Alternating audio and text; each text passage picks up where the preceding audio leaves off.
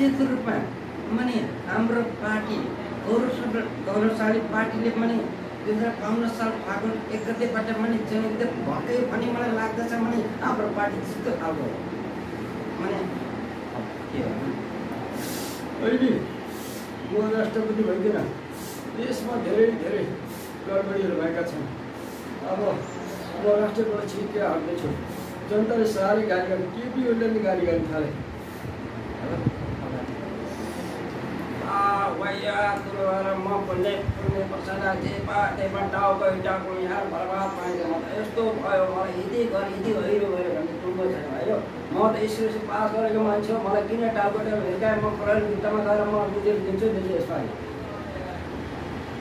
भयो।